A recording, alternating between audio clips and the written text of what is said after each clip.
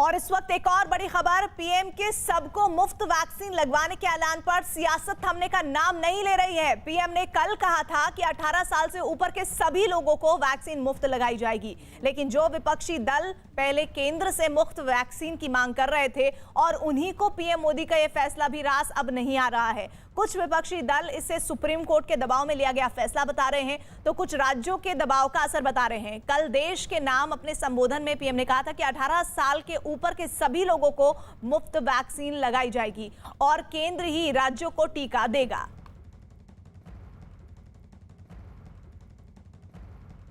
अब तक देश के करोड़ों लोगों को मुफ्त वैक्सीन मिली है।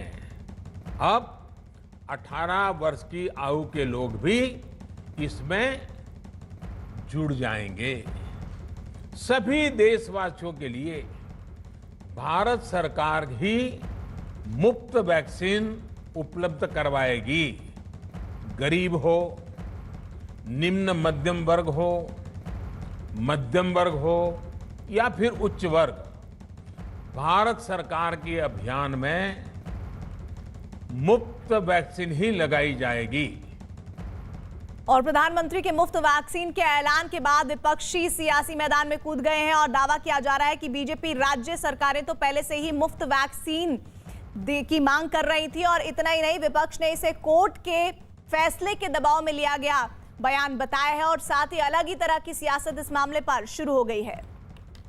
सारे मुख्यमंत्रियों ने कहा कि इसे फ्री वैक्सीनेशन किया जाना चाहिए, लेकिन प्रधानमंत्री उस समय सुने नहीं। बाद में सभी राज्य अपने राज्य के खजाने से वैक्सीनेशन शुरू किए और राज्य पे जो ब्लेम लगाया जा रहा है वो बिल्कुल गलत है। ये तो सुप्रीम कोर्ट ने भी फटकार लगाई, लोगों ने भी कहा, तब जाके केंद्र सरकार की नींद खुली है और अब जाके फ्री वैक्सीन की बात कर रहे हैं। जिस तरह से राज्यों को वैक्सीन नहीं दिया जा रहा था, राज्य लगातार कह रहे थे कि पैसे ले लो, वैक्सीन दे दो, दे नहीं पाए। और सबसे बड़ा सवाल सुप्रीम कोर्ट ने खड़ा किया कि आपने 35,000 करोड़ रुपए केंद्रीय बजट में पार्लियामेंट से मंजूरी ली, तो पैसे कितने खर्च हुए। लेकिन टीके को लेके हर दिन नई नीति, हर दिन नीतियों में बदलाव, हमें लगता है इससे बड़ी विफलता नहीं हो सकती। जो भी निर्णय हुआ है सुप्रीम कोर्ट के दबाव में। मोदी जी ने समझा कि मोदी जी को खिलाफ बहुत चर्चा हो रहा है। वैक्सीन पॉलिसी मोदी जी का पूरा नाकाम था,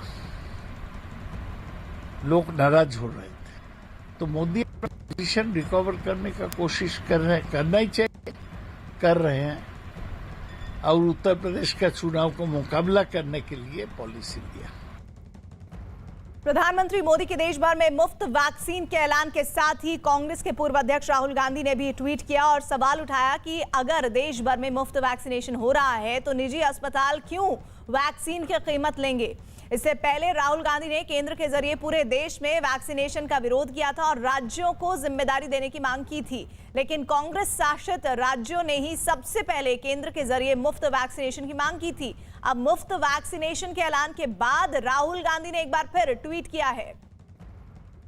राहुल गांधी ने ट्वीट करते हुए लिखा है, एक साधारण सवाल, अगर सभी के लिए वैक्सीन मुफ्त है तो निजी अस्पताल वैक्सीन की कीमत क्यों वसूलेंगे।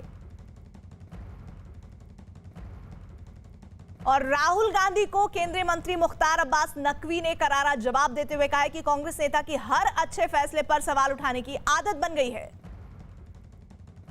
डर्टी डिंग डिपार्टमेंट जो है वो किस तरह से अफवाहें फैलाओ, किस तरह से जो है वो भ्रम फैलाओ, इसके काम में लगा हुआ है। आज जो है वो देश खुश है। आप पहले यही क्वेश्चन होता है कि सब फ्री वैक्सीनेशन क्यों नहीं हो रहा है, अब हो गया तो कह रहे क्यों हो रहा है। तो ये कब क्यों कहा कि कहानी बंद होनी चाहिए।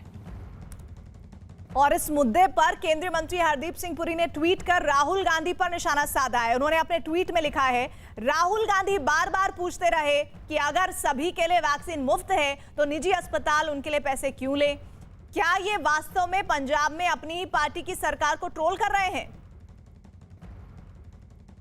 और सभी को मुफ्त वैक्सीन देने के प्रधानमंत्री के ऐलान पर सियासत भी शुरू हो गई है। हकीकत यह है कि दुनिया के सबसे बड़े वैक्सीनेशन अभियान को 16 जनवरी से ही विपक्ष ने नुकसान पहुंचाने की कोशिश की। केंद्र सरकार के सूत्र बता रहे हैं कि कांग्रेस समेत सभी विपक्षी दलों ने कोरोना वैक्सीन पर सवाल उठाकर और उसके बारे में लोगों में भ्रम पैदा कर पूरी वैक्सीनेशन प्रक्रिया को भटकाने की कोशिश की है। और इतना ही नहीं, वैक्सीन की विश्वसनीयता और बंटवारे पर भी सवाल उठाए गए, जबकि सभी दल जानते थे कि एक वैज्ञानिक तरीके से वैक्सीनेशन की प्राथमिकताएं तय की गई थी। केंद्र सरकार के सूत्रों के मुताबिक वो तमाम नेता जो पूरे देश के वैक्सीनेशन की मांग कर रहे थे, उन्होंने ही कोरोना के टीके पर सवाल उठाए और गलत अफवाहें फैलाई। यही कारण है कि शुरुआत के दौर में जनता के बीच वैक्सीनेशन को लेकर एक झिझक उठ खड़ी हुई थी।